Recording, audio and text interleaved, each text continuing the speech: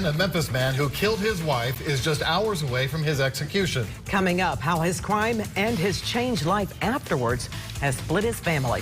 Plus, it really made me mad. And why would somebody do that to someone? that man's truck was spray painted with the word Nazi. Tonight, the search for the vandals who did it. And do guns on college campuses make our students safer? We find out what local colleges are saying days after a gun scare on one Mid-South campus. Live from WATN Memphis, local every day. This is Local 24 News at 10. Bad weather forcing thousands of people to evacuate Tomley Park tonight. Storms hitting on the very first official day of the World Championship Barbecue Cooking Contest. Good evening, I'm Richard Ransom. And I'm Katina Rankin. Local 24 News weekend anchor Annette Pegler is live downtown with how the evacuation order affected crews whose focus had to quickly switch from pork to lightning. Annette?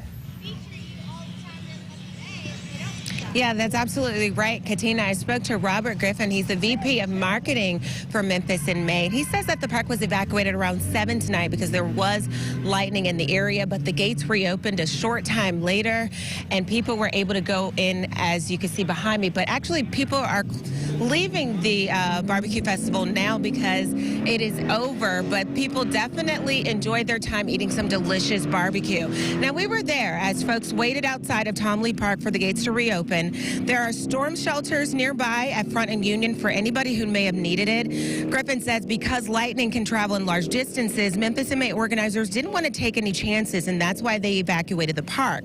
The good news tonight was a family and friends night, so there's no competition cooking. So fortunately, it didn't hold back any team's progress. For the remainder of the week. This was the one night that we thought there might be a chance, and sure enough, it showed up. But we want to be careful with people's lives at stake.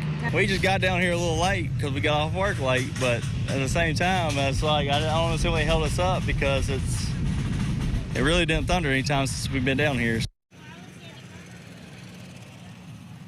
Yeah, so things were back up running smoothly. People, as you can see, are leaving now, but tomorrow they don't expect any weather event to be any major problem, so things should be running smoothly tomorrow. And if you still want to come and check out the World Championship Barbecue Cooking Contest, you can still buy tickets. General admission is $12, and you can purchase tickets at the door. Reporting live from Tomley Park tonight, Annette Pegler, Local 24 News. All right, thank you, Annette. We'll have more from downtown a little bit later in the newscast. Well, no special request from convicted killer Don Johnson for his last meal. He wants the same prison food all his fellow inmates will be getting before he's executed tomorrow night. Johnson suffocated his wife, Connie, using a 30-gallon trash bag back in 1985. He has since become an ordained minister. Today, he released a statement asking for forgiveness, saying when he committed the crime, he was not a man, but a monster, and he's prepared to accept his fate. Local 24 News senior investigator Jenny DiPrizio reports he'll leave behind a family that's torn apart. This execution has pitted brother against sister, aunt against niece. For more than 3 decades, Don Johnson has sat in a prison cell on death row, convicted of suffocating his wife Connie with a plastic garbage bag and leaving her body in a van outside the Mall of Memphis. Since then, Johnson says he's found God and become an ordained minister of the Seventh-day Adventist Church. His daughter, Cynthia Vaughn, says she's forgiven him for killing her mother. I looked at him and I told him, I have to tell you something. I can't keep hating you. It's not doing anything to you, but it's killing me. So I forgive you. Vaughn explains in this video on a website supporting the clemency of her father what happened the first time she visited him in prison 7 years ago. Her brother is not as forgiving, calling his dad a con artist. He is doing anything he can to try to save his own neck. It's not about faith. If it was about faith, then he would go on and be executed and go on and have his judgment with God, because that's the only person that can judge him or forgive him. Jason Johnson says the murder of his mother, Connie, and the pending execution of his father, Don, has ripped the family apart. Jason Johnson says he will be at the execution along with an aunt and 2 cousins. That side of the family does not believe Don Johnson has changed.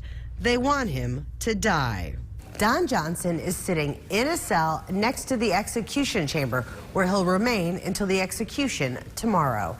In the newsroom, Jenny DiPrizio, Local 24 News. And Jenny will be one of very few witnesses selected by the state to witness the execution tomorrow. She'll have reports throughout the day and recap her experience on Local 24 News at 10. Well, we have new information tonight in the accidental shooting at yesterday's baseball classic in Millington. Police charged the owner of the gun. A child used the weapon accidentally, shooting his mom. Charles McFarland is now charged with reckless endangerment with a deadly weapon. Police say the gun was found in a World War II Jeep that was on display as part of Veterans Appreciation Day. They say the 8-year-old thought it was a toy. Thankfully, his mother's condition has improved tonight. She's expected to be okay. More than 2,000 people were in the stands when the shooting happened, and the incident forced officials to suspend the game between the University of Memphis and UT Martin. Now a local crime alert at 10, a $100,000 reward being offered for information that can help solve a 2001 cold case involving a U.S. Postal Service driver. U.S. Attorney Michael Donovan announcing at a news conference today there are new leads now, but no suspects arrested so far. Prosecutors say on January 2nd, 2001, driver Larry Vincent was murdered between 11:15 and 11:30 p.m. right outside the former Postal Service Priority Mail Annex on Winchester near Prescott Road. Vincent's daughter was tearful, hoping she may soon know who killed her father. If you know anything that could help the feds put the final pieces together, make an anonymous tip to Crime Stoppers. That number is 901-528-CASH. Well, the search is on tonight for 2 people accused of spray painting the word Nazi on an SUV. And the victim is talking to Local 24 News tonight. Take a look at the photo of the vandalism. According to Memphis police, the car was spray painted in the parking lot of Walmart on Austin P. Monday. Wayne Hooper says he believes that some stickers on his truck, one for the National Rifle Association and 2 in support of President Trump, may be to blame for the vandalism. I think it's getting a little bit out of hand. Hate crime, you know, it goes both ways, I guess, but seems like it's all one way this time. So each to his own, whoever, what they believe in, let them believe in what they want. Now take a look at these photos from Walmart surveillance cameras. Police say these are the suspects they are looking for, this woman and this man. Police believe they left in the silver Chrysler Pacifica that you see on your screen.